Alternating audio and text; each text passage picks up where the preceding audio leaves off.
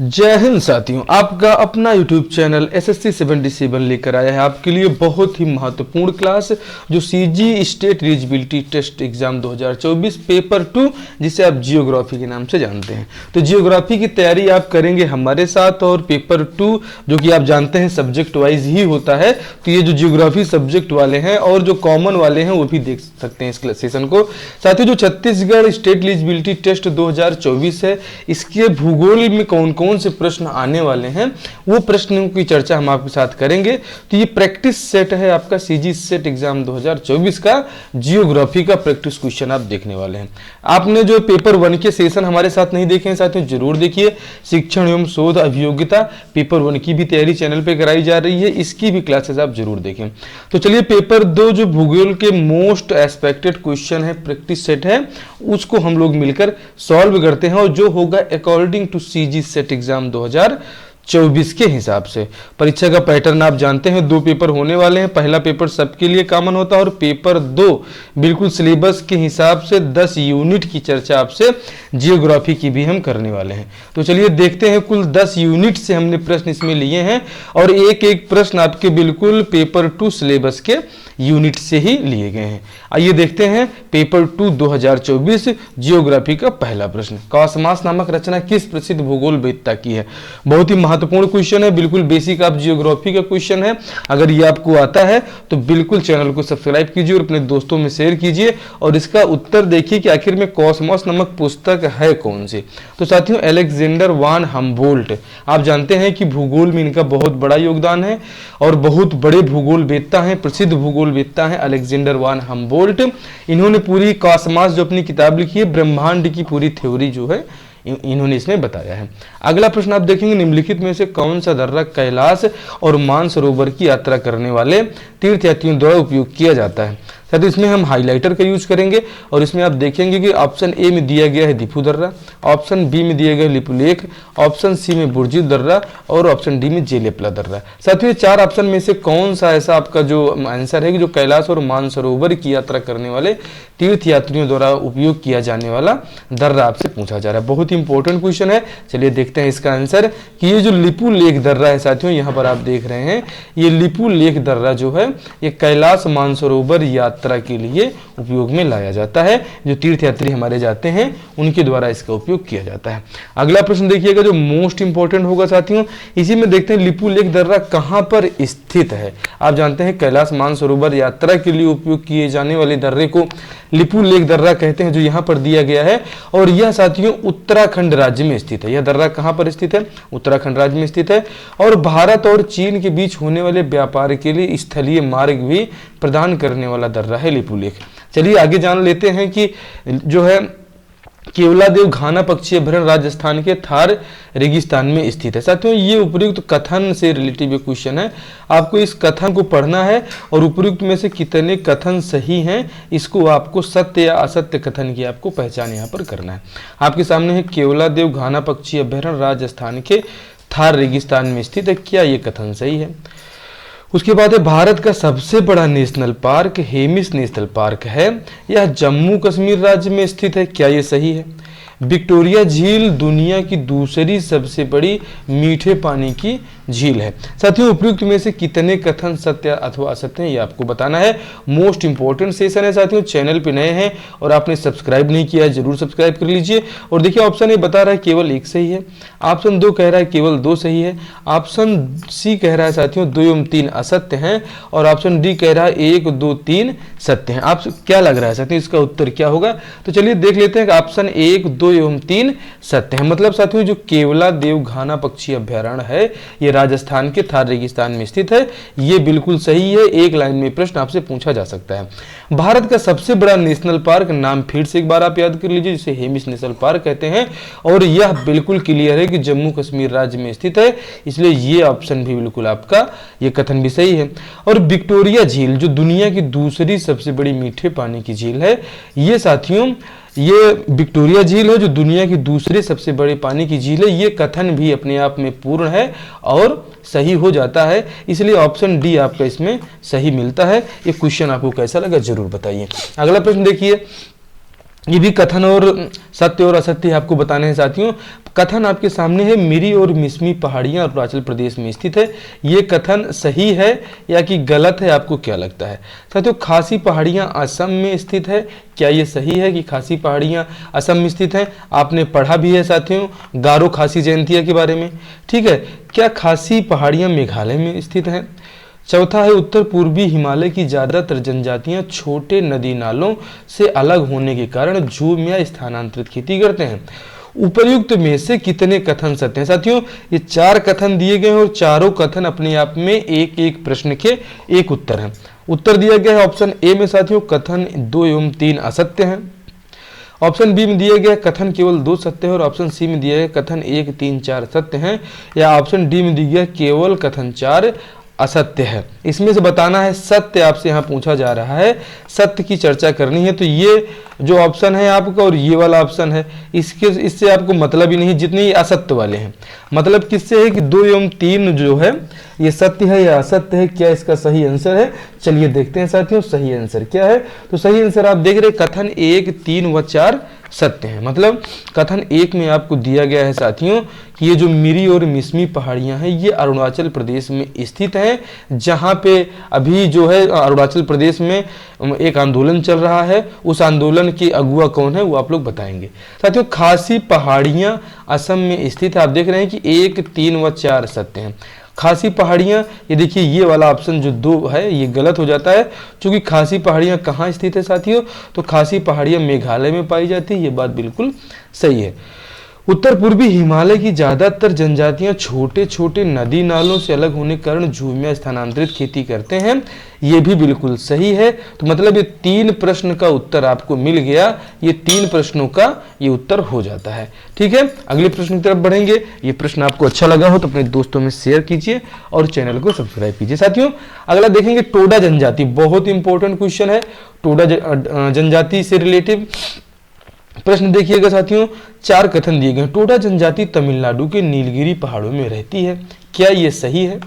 भील जनजाति का संबंध गुजरात से है, ये सही है अथवा गलत है साथियों? गद्दी जनजाति हिमाचल प्रदेश में पाई जाती है, ये सही है या गलत है? हिमाचल प्रदेश के मुख्यमंत्री भगवंत मान है भैया, ये तो पंजाब के हो जाते हैं, और सुखविंदर सिंह सुक्खू जो है साथियों ये वहां के जो है हिमाचल प्रदेश के मुख्यमंत्री अभी भी हैं। तो इसमें ऑप्शन 4 तो यहीं से गलत दिख रहा है, मतलब 1, 2, 3 इसमें सही हो सकते हैं, और ऑप्शन सी में आपके यहाँ दिया गया है कथन 1, 2, 3 सत्य है। चलिए आंसर देख लेते हैं सत्य है या कि नहीं है। तो देखिए बिल्कुल सत्य है, कथन 1, 2, 3 सत्य है, 1, 2 एवं 3 सत्य है। ये चौथा कथन आपका यहाँ पर गलत हो जाता है। क्या कथन सत्य है? टोडा जनजाति तमिलनाडु के नीलगिरी पहाड़ों में निवास करती है। ये सीधे आपसे क्वेश्चन पूछा जाएगा जिसका आंसर बताना है कि हाँ भाई टोडा जनजाति कहाँ निवास करती है? तमिलनाडु में निवास करती है। भील जनजाति का संबंध कहाँ है? मतलब भील जनजाति का जो संकेंद्रण है ये लोग कहाँ ज्यादा रहते हैं? तो गुजरात में रहते हैं, जहां से गुजरात के दोनों मोटा भाई आते हैं।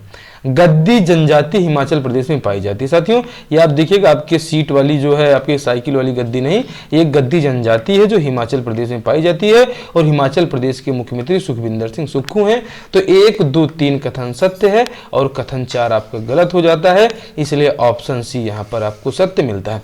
अगला प्रश्न देखिएगा जो मोस्ट इंपॉर्टेंट है, और आपको बताना यहाँ पर है साथियों असत्य कथन के बारे में। असत्य कथन की पहचान करना है, ध्यान से पढ़िएगा। अगर आप सीजी सेट एग्जाम में बैठ रहे हैं तो ये सेशन आपके लिए बिल्कुल रामबाण है, अच्छे से देखते चलिए साथियों।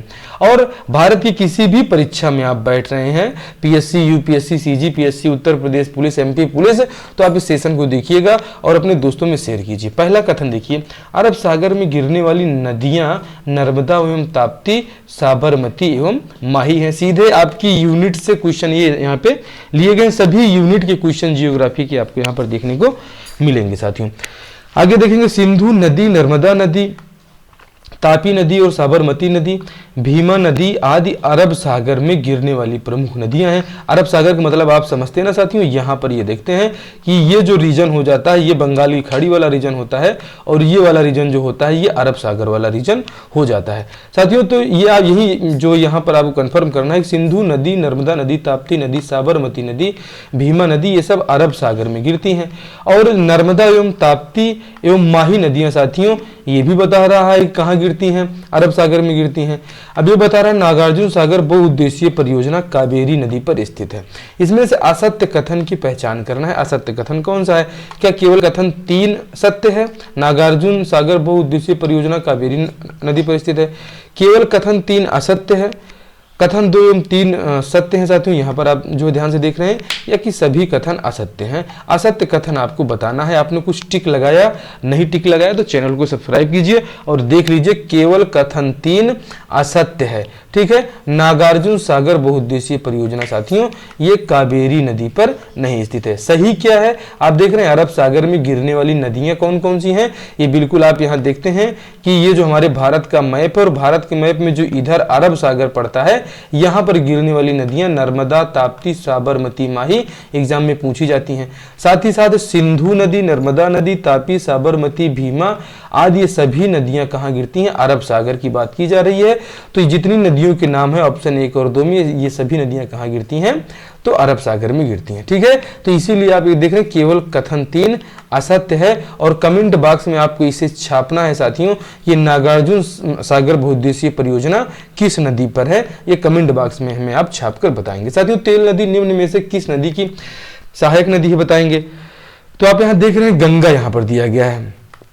तेल नदी क्या गंगा की सहायक नदी है, शिवनाथ की सहायक नदी है, महानदी की सहायक नदी है, या कि इंद्रावती की सहायक नदी है? तो आप तेल के नाम से आपको परेशान नहीं होना है। ये जो तेल नदी है साथियों ये छत्तीसगढ़ के कांकेर में बहती है, और ये जो तेल नदी है ये तेल नदी साथियों महानदी की सहायक नदी है। इसे आप ध्यान से देख लीजिए। साथियों रुद्रप्रयाग निम्न में से किन नदियों के संगम पर स्थित है? ये क्वेश्चन ऐसे एज इट इज पूछा गया है, इसे आप ध्यान से देखिएगा। साथियों विष्णु गंगा और धौली गंगा के संगम पर स्थित है। अलकनंदा या मंदाकिनी के संगम को रुद्रप्रयाग कहते हैं। भागीरथी या अलकनंदा के संगम को रुद्रप्रयाग कहते हैं, या अलकनंदा या पिंडर नदी के संगम को रुद्रप्रयाग कहते हैं। तो क्वेश्चन ये है कि रुद्रप्रयाग किस नदी के संगम पर स्थित है, ये आंसर आपको बताना है। और चलिए इस प्रश्न का आंसर देखते हैं। ये जो आपका अलकनंदा और मंदाकिनी नदियां हैं, इन नदियों के संगम पर स्थित प्लेस को रुद्रप्रयाग के नाम से जाना जाता है। आगे देखेंगे साथियों जो मोस्ट इंपॉर्टेंट होगा कि रुद्रप्रयाग निम्न में से किन नदियों के संगम पर है, तो ये अलकनंदा और मंदाकिनी नदी आपने देखा। इसमें देखेंगे आप साथियों अगले प्रश्न में निम्नलिखित में से किन स्थानों पर अलकनंदा एवं भागीरथी मिलकर गंगा नदी के नाम से जानी जाती है। मोस्ट इंपॉर्टेंट क्वेश्चन है। क्या ये हरिद्वार में ऐसा कांड होता है, रुद्रप्रयाग में होता है, देवप्रयाग में होता है, या ऋषिकेश में होता है? तो ये जो अलकनंदा नदी है साथियों और भागीरथी नदी मिलकर ये गंगा नदी का जो रूप लेती हैं, कहां पर लेती हैं? तो भाई कुछ आंसर आ रहे हैं किस पे? देवप्रयाग में। चलिए देख लेते हैं, देवप्रयाग ही इसका सही आंसर हो जाता है कि अलकनंदा एवं भागीरथी मिलकर गंगा नदी कहां से बनती हैं? तो ये देवप्रयाग में बनती हैं। और यही गंगा नदी को साथियों आप बताएंगे बांग्लादेश में जाकर इसका नाम क्या हो जाता है, ये कमेंट बॉक्स में आप इसको छाप दीजिएगा। ठीक है, आगे बढ़ेंगे। अगला प्रश्न, सोन नदी का उद्गम कहाँ हुआ है? सोन नदी जैसा कि नाम से स्पष्ट है कि इसमें सोना पाया जाता है। जी हाँ बिल्कुल, छत्तीसगढ़ के एरिया में सोन नदी के जो बालू है यहाँ से सोने के जो है संग्रहण किया जाता है। ठीक है, और क्या ये अमरकंटक पहाड़ी छत्तीसगढ़ से इसका उद्गम होता है, छोटा नागपुर के पठार से होता है, या कि सिहावा धमतरी से होता है, या देवप्रयाग उत्तराखंड से होता है? साथियों तो अमरकंटक की पहाड़ी छत्तीसगढ़ में स्थित है। क्या सोन नदी का उद्गम यहाँ से होता है? तो चलिए देख लेते हैं। जो इसका नदी का उद्गम है साथियों अमरकंटक पहाड़ी से इस नदी का उद्गम होता है। सोन नदी का उद्गम ऑप्शन ए में आपका दिया गया है कि ये अमरकंटक की पहाड़ी से होता है। आप जानते हैं सिहावा से निकलने वाली एक नदी का आप नाम बताएंगे जिसे आप क्या महानदी के नाम से जानते हैं या कि शिवनाथ नदी के नाम से जानते हैं? इसका उत्तर आप बताएंगे। सिहावा से जिस नदी का उद्गम होता है उसे कौन सी नदी कहते हैं? शिवनाथ नदी कहते हैं या कि महानदी कहते हैं? देवप्रयाग उत्तराखंड में किन नदियों का संगम होता है जहां से गंगा नदी मिलती है? इसे आप कमेंट बॉक्स में बताएंगे साथियों। अगला देखेंगे सत्य और असत्य कथन फिर आपसे बताना है साथियों। एक Keibul Lamjao national floating park Loktak झील मणिपुर में स्थित है। मोस्ट इंपोर्टेंट क्वेश्चन है साथियों, एकदम स्टार लगा के रखिएगा। भारत में सर्वाधिक जैव विविधता साइलेंट वैली में पाई जाती है। ये दो कथन आपके सामने दिए समझिएगा दोनों कथन दो क्वेश्चन के बराबर हैं। अगर दोनों कथन के उत्तर आते हैं तो आपको पता होगा कथन एक सत्य है या कि कथन दो असत्य है, कथन एक एवं दो दोनों सत्य हैं या कि दोनों कथन असत्य हैं। चलिए, Keibul Lamjao national floating park Loktak झील मणिपुर में है। जी हाँ, लग तो रहा है बिल्कुल सही हो सकता है। और भारत में सर्वाधिक जैव विविधता साइलेंट वैली में पाई जाती है, ये भी बिल्कुल सही है। तो इस हिसाब से कथन एक एवं दो सही हो जाते हैं कि Keibul Lamjao national floating park Loktak झील मणिपुर में है। मतलब केबुल लामजाओ कहाँ है? मणिपुर में स्थित है। भारत में सर्वाधिक जैव विविधता साइलेंट वैली क्षेत्र में पाई जाती है, इसे भी आप याद रखिएगा। इसी हिसाब से ऑप्शन सी आपका सही हो जाता है। अगला प्रश्न देखेंगे, अफगान मैत्री बांध काबुल नदी पर स्थित है। ये आपके सामने जो है साथियों कथन है। इतिहासकार अलबर्नी ने इस नदी का नाम घोरवंड लिखा है। दामोदर नदी का उद्गम दक्कन पठार से होता है। उपयुक्त में से कितने कथन सत्य अथवा असत्य हैं आपको बताना है। देखिए, कथन एक एवं कथन तीन सत्य हैं। कथन एक है अफगान मैत्री काबुल नदी पर स्थित है बांध, और दामोदर नदी जो है इसका उद्गम दक्कन के पठार से होता है। चलिए, ऑप्शन बी में दिया गया दो तीन असत्य हैं। ऑप्शन सी कह रहा है एक दो दोनों सत्य हैं। ऑप्शन डी कह रहा है सभी कथन असत्य हैं। तो क्या लगता है आपको, क्या होने वाला है इसका उत्तर? कमेंट बॉक्स में अगर आपने नहीं छापा है तो छापने से पहले चैनल को जरूर सब्सक्राइब कर लीजिएगा। और कथन एक एवं दो दोनों सत्य हैं कि इतिहासकार अलबर्नी जो है साथियों, इन्होंने जो इस नदी का नाम घोरवंड लिखा है ये बिल्कुल सही है। किस नदी का नाम लिखा है? तो जो साथियों काबुल नदी है, इसी काबुल नदी को इतिहासकार अलबर्नी ने घोरवंड नाम से संबोधित किया है। ये दोनों कथन बिल्कुल सही है, इसीलिए कथन एक एवं दो आपको यहाँ बताया जा रहा है, कथन एक एवं दो सत्य हैं। ठीक है, अगले प्रश्न तरफ बढ़ते हैं। कोयम्बटूर से कोच्चि तक मोस्ट इंपोर्टेंट है, कई बार एग्जाम में आता है। निम्न में से किस दर्रा को पार करके जाना पड़ेगा? अगर आप कोयम्बटूर से कार से निकलते हैं और कोच्चि जाना है तो क्या आप थाल घाट से निकलेंगे? आप बताएंगे थाल घाट दर्रा किस राज्य में स्थित है? भोर घाट जो है जाना पड़ेगा कोच्चि जाने के लिए, या कि पाल घाट जाना पड़ेगा, या कि सेनकोटा जो है दर्रे को पार करना पड़ेगा? कोयम्बटूर से कोच्चि जाने के लिए साथियों आप जानते हैं कि जहां भी आपको थाल घाट और भोर घाट दिख जाए साथियों, क्या ये थाल घाट भोर घाट महाराष्ट्र में स्थित हैं? जरूर आप बताइएगा। और इस प्रश्न का जो उत्तर है साथियों कि हमको पाल घाट दर्रे को पार करके जाना पड़ेगा अगर कोयम्बटूर से कोच्चि जाना है। साथियों, थाल घाट और भोर घाट दोनों दर्रा महाराष्ट्र में हो जाते हैं, जहां के मुख्यमंत्री आप जानते हैं एकनाथ शिंदे हैं। और ये पाल घाट अगर दर्रा आप पार करेंगे तो कोयम्बटूर से कोच्चि पहुंच जाएंगे। आपको कमेंट बॉक्स में छापना है साथियों, ये कोयम्बटूर किस राज्य में स्थित है और कोच्चि किस राज्य की चर्चा यहाँ पर की जा रही है। अगला प्रश्न देखिएगा, थाल घाट साथियों नासिक से मुंबई का संपर्क मार्ग, मोस्ट इंपोर्टेंट है, इसको देख लीजिए। अगर आपको नासिक से मुंबई जाना है तो आपको कौन सा दर्रा पार करना पड़ेगा? तो आपको बता देना है कि हमको थाल घाट दर्रा पार करना पड़ेगा। अगर आपको मुंबई से पुणे की यात्रा करना है तो आपको भोर घाट दर्रा पार जो है करना पड़ेगा। और अगर आपको कोयम्बटूर से कोच्चि जाना है तो आपको पाल घाट दर्रा पार करना पड़ेगा। लेकिन वहीं पे आप त्रिवेंद्रम से मदुरै जाना चाहते हैं तो आप सेनकोटा दर्रा होकर जाएंगे, तभी आप जो है मदुरै त्रिवेंद्रम से पहुंच पाएंगे। तो चारों ऑप्शंस बिल्कुल आपके दिमाग में, और ये चार प्रश्न के चार उत्तर आपको बताए जा रहे हैं साथियों। मोस्ट इंपोर्टेंट सेशन है। अगले प्रश्न की तरफ बढ़ते हैं। क्या है अगला प्रश्न साथियों? यहां पर चर्चा की जा रही है आपसे अगले प्रश्न में, हिमाचल प्रदेश में सिपकिला दर्रा स्थित है। सतलज नदी यहीं से भारत में प्रवेश करती है। मोस्ट इंपोर्टेंट क्वेश्चन है और आपके एग्जाम में बिल्कुल छपने वाला है। सीजी सेट एग्जाम वाले पेपर 1 और 2 दोनों लोग बिल्कुल देखिएगा सीजी सेट एग्जाम में कि हिमाचल प्रदेश में सिपकिला दर्रा स्थित है, क्या ये सही है? और यह सतलज नदी जो है यहीं से भारत में प्रवेश करती है। ब्रह्मपुत्र नदी भारत में यांग्याब दर्रा से प्रवेश करती है और यह दर्रा अरुणाचल प्रदेश में स्थित है। यह हिमालय सतलज घाटी में स्थित है। उपर्युक्त में से कितने कथन सत्य हैं? कथन ऑप्शन ए में दिया गया है कथन 1 एवं 3 सत्य हैं। मतलब कथन 1 में हिमाचल प्रदेश से सिपकिला दर्रा स्थित है और सतलज नदी का जो है प्रवेश भारत में इसी सिपकिला दर्रे से होता है। कथन 2 में दिया, ऑप्शन 2 कहता है कथन 2 एवं 3 असत्य बता रहा है, ये कोई बात नहीं भाई। ऑप्शन सी कहता है कथन 1 एवं 2 सत्य हैं। तो चलिए देख लेते हैं क्या सभी कथन सत्य हैं। तो हम यहाँ पर देख रहे हैं साथियों कि सभी कथन यहाँ पर आपको सत्य मिल जाते हैं। मतलब हिमाचल प्रदेश में सिपकिला सिपकीला दर्रा है। पहला प्रश्न तो यही बन जाता है, सिपकीला दर्रा कहां पर स्थित है, तो उत्तर बताइएगा हिमाचल प्रदेश में स्थित है।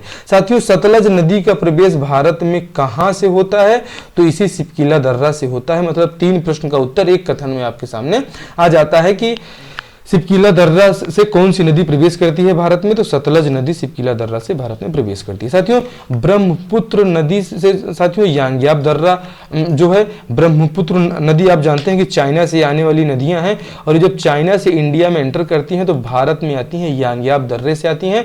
और देखते हैं कि चाइना के बॉर्डर से लगा हुआ अरुणाचल प्रदेश है, तो सीधे अरुणाचल प्रदेश से पहुंच जाती हैं। मतलब ब्रह्मपुत्र नदी अरुणाचल प्रदेश में भी बहती है, इसे आप याद रखिएगा। और अरुणाचल प्रदेश में स्थित है यांग्याब दर्रा, ये प्रश्न का भी उत्तर आपको याद रखना है, ठीक है।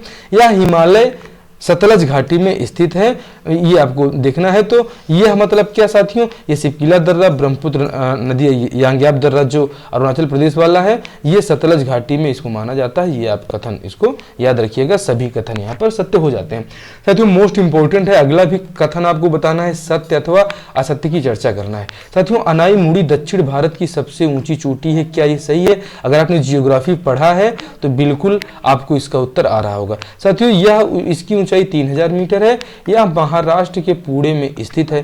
3 कथन आपके सामने हैं। अनाई मुड़ी दक्षिण भारत की सबसे सर्वोच्च चोटी है।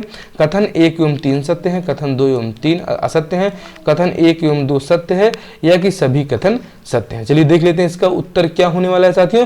तो कथन 2 एवं 3 असत्य है। मतलब ये जो अनाई मुड़ी चोटी है, ये दक्षिण भारत की वाकई में सबसे ऊंची चोटी है, इसको भूलना नहीं, आपको याद रखना है।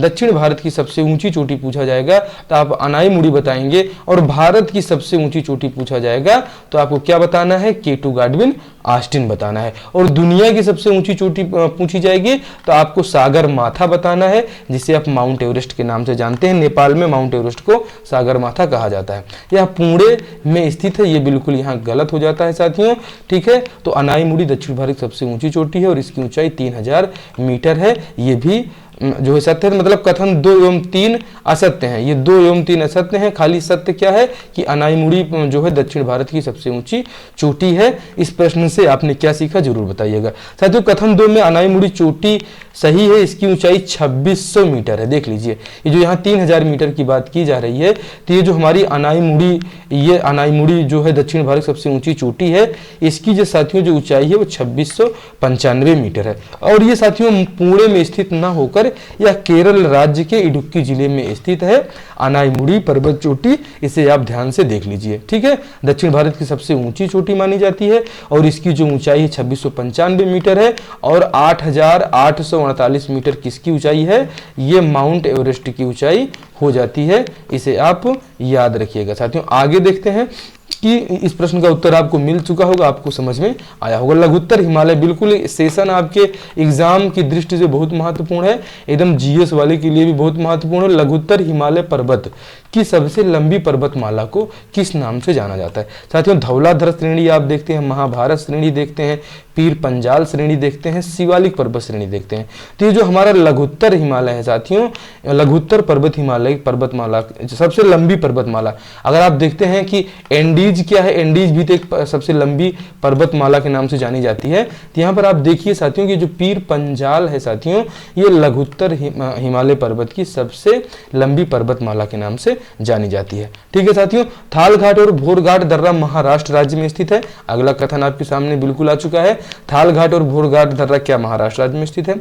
पालघाट दर्रा केरल में स्थित है और मुंबई से नासिक जाने के लिए थालघाट दर्रा से आप जा सकते हैं। ऊपर में से कितने कथन सही, कथन को ध्यान से एक बार फिर से आप पढ़ लीजिए और बताइए क्या ऑप्शन 1 में केवल कथन 1 असत्य है, ऑप्शन बी कहता है कथन 2 असत्य है, कथन सी कहता है कथन 1 एवं 2 दोनों असत्य हैं, और डी कहता है भाई सभी कथन सत्य हैं। चलिए देख लेते हैं क्या है। तो इसमें सभी कथन असत्य। हमने आपको पहले भी बताया था अभी कि थालघाट और भोरघाट दर्रा कहाँ स्थित है, महाराष्ट्र में स्थित है।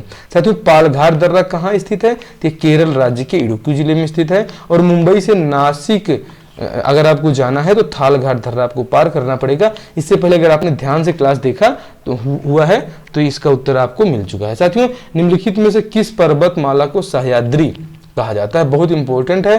किस पर्वत श्रृंखला को, ठीक है, सह्याद्री पर्वत श्रृंखला के नाम से जाना जाता है? क्या पूर्वी घाट को कहते हैं, पश्चिमी घाट को कहते हैं, सतपुड़ा श्रृंखला, मतलब सतपुड़ा से मतलब 7 पहाड़ियों की श्रृंखला, या कि विंध्य पर्वत श्रृंखला साथियों? तो सह्याद्री पर्वत श्रृंखला कहा जाता है पश्चिमी घाट को। आप यहाँ देखते हैं कि ये जो आपका इधर वाले तट दिखते हैं उड़ीसा वगैरह वाले, ये जो आपका तट लगे हैं बंगाल की खाड़ी वाले रीजन से, इसी को ये जो है ये पूर्वी घाट हो जाता है साथियों।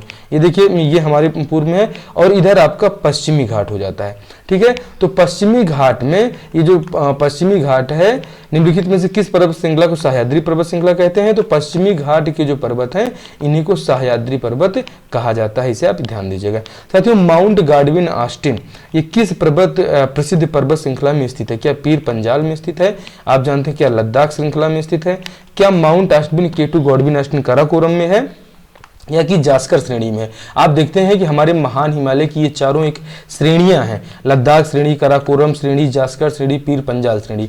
तो जो हमारा सबसे ऊंचा पर्वत है ये जो माउंट गॉडविन ऑस्टिन जिसे हम K2 के नाम से जानते हैं, ये किस पर्वत श्रृंखला में स्थित है? तो लद्दाख में तो भाई हमें लग रहा है नहीं है, जास्कर में नहीं, हमें तो काराकोरम लग रहा है। बिल्कुल यही ही सही है, काराकोरम पर्वत श्रृंखला में ये स्थित है। जैसे श्रृंखला होती है ना, इसका कौन सा गाँव है? पीर पंजाल वाले गाँव में ये पर्वतमाला सबसे ऊंची चोटी नहीं है, ये काराकोरम वाले गांव में है। लद्दाख पीर पंजाल श्रृंखला में नहीं, ये काराकोरम गांव में जो है ये माउंट गॉडविन ऑस्टिन ये चोटी स्थित है। तो आप जाहिर सी बात इसको समझ चुके होंगे। चलिए देखिए, ये जो कंफ्यूजन आपके दिमाग में, जम्मू कश्मीर मध्य हिमालय का भाग है, नेपाल हिमालय को महाभारत श्रेणी कहा जाता है, कश्मीर घाटी को पीर पंजाल श्रेणी कहते हैं, यमुना नदी के द्वारा मनाली घाटी का निर्माण किया गया है। उपरोक्त में से कितने कथन सत्य अथवा असत्य हैं? केवल कथन 1 सत्य है, कथन 2 सत्य है, कथन 1 एवं 2 दोनों सत्य हैं, या कि सभी कथन सत्य हैं? चलिए इस प्रश्न का उत्तर देख लीजिए साथियों। सभी कथन सत्य हैं। मतलब आप जानते हैं कि जो जम्मू कश्मीर रीजन में जितना भी हिमालय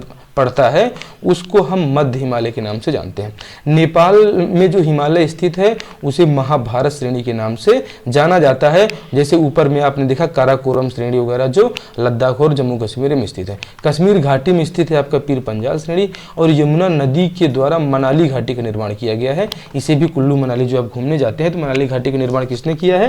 तो यमुना नदी के द्वारा मनाली घाटी का निर्माण हुआ। बांदीपुर नेशनल पार्क कहाँ स्थित है? बिल्कुल एकदम बच्चा सा क्वेश्चन है, लेकिन आपको आना चाहिए कि क्या केरला में है, उड़ीसा में है, मध्य प्रदेश में है, या कि कर्नाटक में? साथियों तो बांदीपुर नेशनल पार्क कहाँ हो जाता है? आपका कर्नाटक में हो जाता है बांदीपुर नेशनल पार्क। ये प्रश्न मोस्ट इंपॉर्टेंट साथियों, नीलगिरी पहाड़ी के पूर्वी ढलानों पर कॉफी की खेती की जाती है।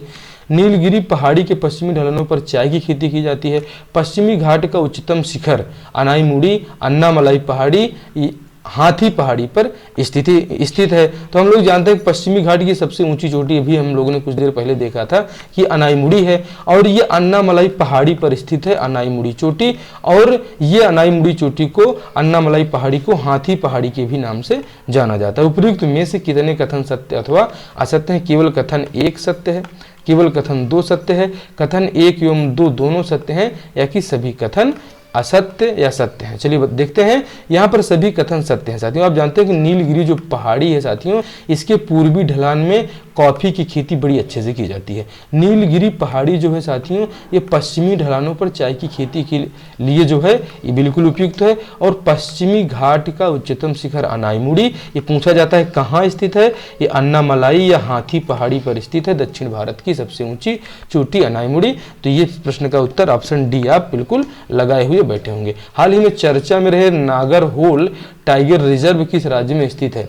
महाराष्ट्र में स्थित है, राजस्थान में स्थित है, तेलंगाना में स्थित है, या कर्नाटक में स्थित है? बताइए भाई साहब, नागरहोल कहाँ है? तो आपको देखेंगे कि नागरहोल टाइगर रिजर्व साथियों कर्नाटक में है, नागरहोल टाइगर रिजर्व।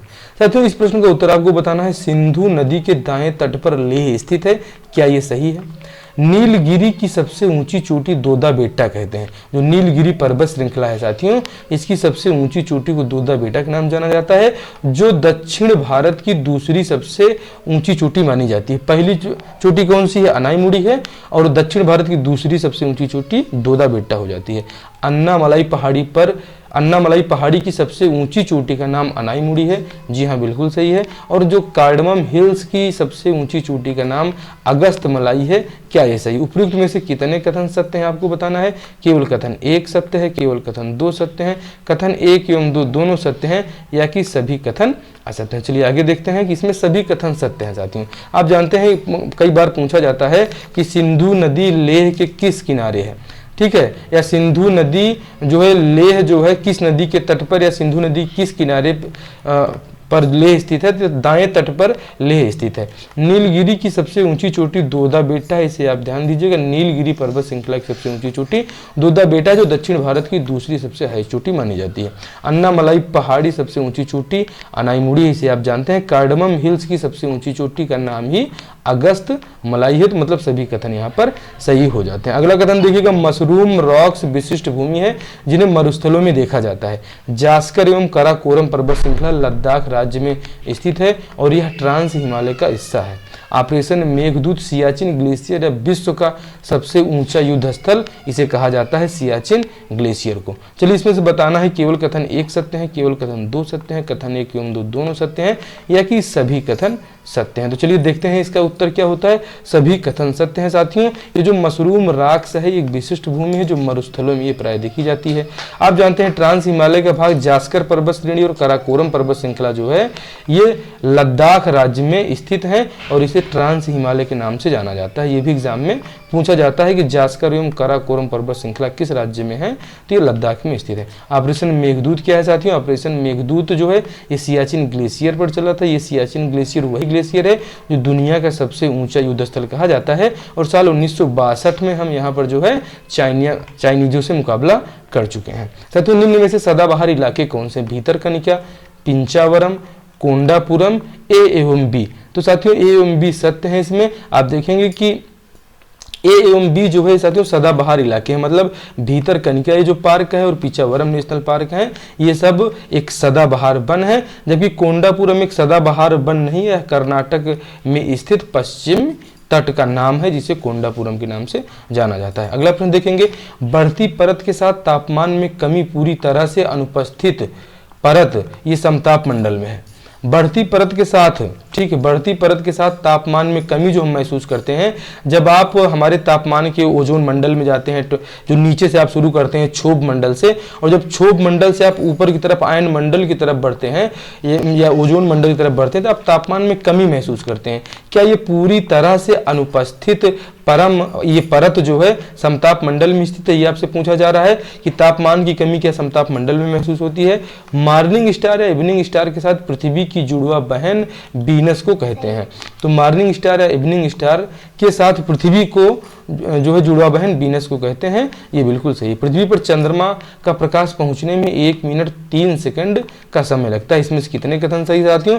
तो जी हाँ, बिल्कुल सभी कथन सत्य हैं। हमने इसको इस प्रकार से लिया है कि ये जो समताप मंडल में स्थित है साथियों, तापमान की कमी जब हम क्षोभ मंडल से ऊपर बढ़ते हैं समताप मंडल की ओर में, यहाँ तापमान में कमी होती है, इसलिए सही हो जाता है। मॉर्निंग और इवनिंग स्टार के साथ पृथ्वी को की जुड़वा बहन वीनस को कहते हैं। ठीक है, वीनस को मॉर्निंग स्टार भी कहते हैं, इवनिंग स्टार भी कहते हैं, और पृथ्वी की जुड़वा बहन भी कहते हैं वीनस को। आप याद रखिएगा, वीनस को हिंदी में क्या कहते हैं ये आप कमेंट में हमें बताएंगे। पृथ्वी पर चंद्रमा का प्रकाश पहुंचने में 1.3 सेकंड का समय लगता है। ये बात भी बिल्कुल सही है। तो प्रश्न आपको कैसे लगे साथियों जरूर बताएंगे। कि गिर नेशनल पार्क कहाँ है? तो आप जानते हैं कि गिर नेशनल पार्क कहाँ है? गुजरात में है, और यहाँ ये गधों के लिए बहुत फेमस है। सफेद गधे यहाँ पर पाए जाते हैं। हर साल अंतरराष्ट्रीय साक्षरता दिवस 8 सितंबर को मनाया जाता है। 23 सितंबर को अंतरिक्ष दिवस के रूप में मनाने का फैसला चंद्रयान मिशन 3 की सफलतापूर्वक साउथ पोल पर लैंडिंग के बाद लिया गया है। उपयुक्त में से कितने कथन सत्य हैं? केवल कथन 1 सत्य है, केवल कथन 2 सत्य हैं, या कि दोनों कथन 1 व 2 दोनों सत्य हैं, या कि सभी कथन सत्य हैं साथियों। तो इसमें आप देख रहे हैं कथन 1 व 2 दोनों सत्य है कि 23 सितंबर को अंतरिक्ष दिवस के रूप में मनाया जाएगा। आप जानते हैं कि साउथ पोल पर लैंडिंग करने वाला दुनिया का जो है साथियों पहला देश हमारा इंडिया बन चुका है। तो ये अंतरिक्ष दिवस के रूप में 23 सितंबर को मनाया जाएगा, जहां पे इनके नाम भी आप जानते हैं कि जहां पे विक्रम जो है पहुंचा था, ये इसके लैंडर का नाम था कि रोवर का नाम था, इसे भी आप कमेंट बॉक्स में हमें बताएंगे। हाल ही में चर्चा में रहे नागोल टाइगर रिजर्व एक छोटी नदी जिसे नागरहोल के नाम पर रखा गया है, जो काबिनी नदी की एक सहायक नदी है। कौन सी साथियों? ये नागराहोला नदी जो है ये काबिनी नदी की एक सहायक नदी है। और नागराहोल टाइगर रिजर्व साथियों ये यहीं पर स्थित है। नागरहोल टाइगर रिजर्व से नीलगिरी बायोस्फीयर रिजर्व का हिस्सा है। तो ये जो नागरहोल टाइगर रिजर्व है, क्या ये नीलगिरी बायोस्फीयर रिजर्व का हिस्सा है? उपरोक्त में से कितने कथन सत्य अथवा असत्य हैं? केवल कथन 1 सत्य है, कथन 2 सत्य है, कथन 1 एवं 2 दोनों सत्य हैं, या कि सभी कथन सत्य हैं साथियों? इसमें कथन 1 एवं 2 दोनों सही है कि नागरहोल टाइगर रिजर्व में नीलगिरी बायोस्फीयर रिजर्व का हिस्सा है। ठीक है, ये जो नागरहोल टाइगर रिजर्व है ये नीलगिरी बायोस्फीयर रिजर्व का हिस्सा है। और ये जो नागराहोल टाइगर रिजर्व है साथियों, यहाँ पर एक छोटी नदी बहती है जो नागराहोल नदी के नाम से जानी जाती है। और ये नदी जो है साथियों काबिनी नदी की सहायक नदी हो जाती है। साथियों आपको अगला बताना है, दुधवा नेशनल पार्क क्या उत्तर प्रदेश में स्थित है? सिमली पाल नेशनल पार्क क्या उड़ीसा राज्य में स्थित है? कान्हा नेशनल पार्क क्या छत्तीसगढ़ में स्थित है? क्या Jim Corbett national park Uttar Pradesh में स्थित है? उपरोक्त में से कितने कथन सत्य अथवा असत्य हैं? ऑप्शन 1 में दिया गया है 1 एवं 4 सही है। ऑप्शन बी बता रहा है 3 एवं 4 सही है। ऑप्शन सी कह रहा है 2 एवं 3 सही है। ऑप्शन डी कह रहा है 1 एवं 2 सत्य है। तो दुधवा नेशनल पार्क उत्तर प्रदेश में है और 2 सिमली नेशनल पार्क उड़ीसा में है। चलिए देखते हैं क्या इसमें सही हो जाता है। तो बिल्कुल सही, कथन 1 एवं 2 सही है, मतलब दुधवा नेशनल पार्क उत्तर प्रदेश में है भाई साहब, याद रखिएगा। और सिमली पाल उड़ीसा में है, इसे भी आप याद रखिएगा। अगले प्रश्न तरफ बढ़ते हैं कि चिपको आंदोलन बहुत महत्वपूर्ण है। चिपको आंदोलन कब शुरू हुआ? ये कहाँ पे हुआ था साथियों? तो हुआ था आपके यूके में, जिसे आप उत्तराखंड के नाम से जानते हैं। तो ये आंदोलन कब शुरू हुआ था? क्या 1973 में शुरू हुआ था, 1943 में, 1972 में या 1883 में? इसका सही वाला आंसर हो जाता है साथियों 1973 में ये आंदोलन शुरू हुआ था। पूरा सेशन कैसा लगा साथियों? चैनल पे नए हैं तो चैनल को सब्सक्राइब कीजिए और इतनी महत्वपूर्ण क्लास लगातार आप लोग यहाँ बने रहे, क्लास को सुनते रहे, इसके लिए आपका, आपके फ्यूचर के लिए आपका बहुत बहुत आभार कि इसमें से कुछ प्रश्न आए और आपके एग्जाम में आपको सफलता दिलाएं। पूरा सेशन कैसा लगा जरूर हमें कमेंट करके बताइएगा। और इस प्रकार की महत्वपूर्ण क्लास अगर आप देखना चाहते हैं तो इस क्लास को अपने दोस्तों में जोरदार तरीके से शेयर कीजिए और हम आपके बीच में लगातार ऐसे महत्वपूर्ण सेशन लेकर आते रहेंगे जो आपकी एग्जाम की पूरी तैयारी कराने के लिए एकदम परफेक्ट होगा। तो कैसा लगा ये पूरा सेशन हमें जरूर बताएंगे। आपसे मिलते हैं भूगोल के महत्वपूर्ण क्वेश्चन की अगली श्रृंखला में। जय हिंद, जय भारत।